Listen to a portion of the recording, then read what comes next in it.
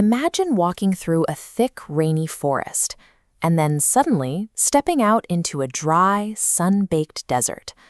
Oh, and look up. There's a giant snowy volcano right next door.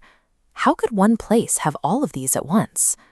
To understand how that works, we can look at the state of Oregon as if it were a giant outdoor museum.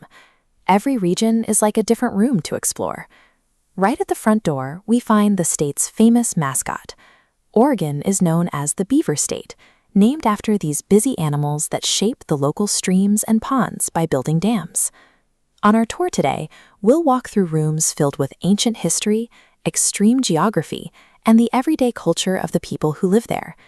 These sharp, sudden shifts, from soggy forests to dry dust, all happen inside the same borders, creating a state defined by its surprises. Our first stop is the history room.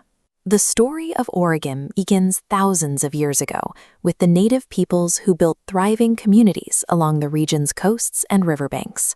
Along the powerful rivers, indigenous fishers built wooden platforms right over the rushing water to catch salmon. This practice provided essential food and helped shape their way of life. These native nations are active communities right now. Today, Oregon is home to 9 federally recognized tribes that serve as living governments. Later on, thousands of pioneers traveled across the country on the famous Oregon Trail, settling in the valleys and adding a new chapter to the state's timeline.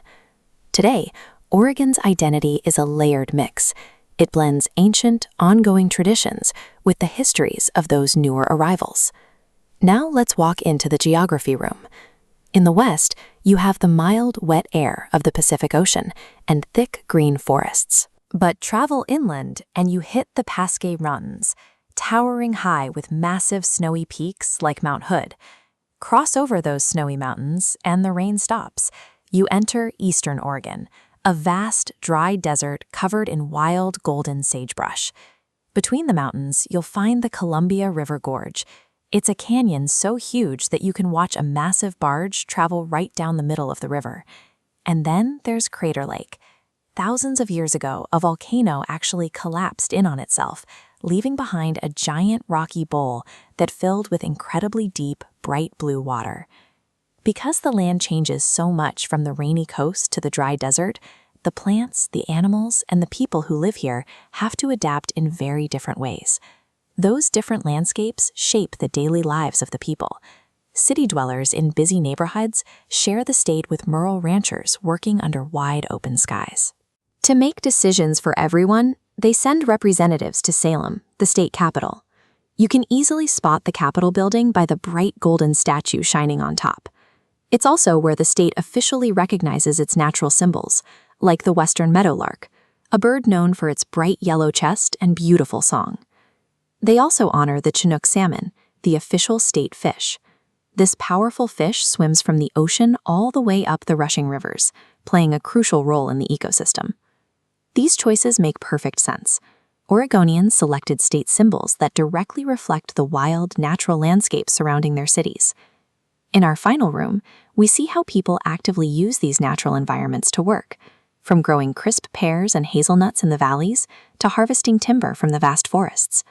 Look at this animated diagram.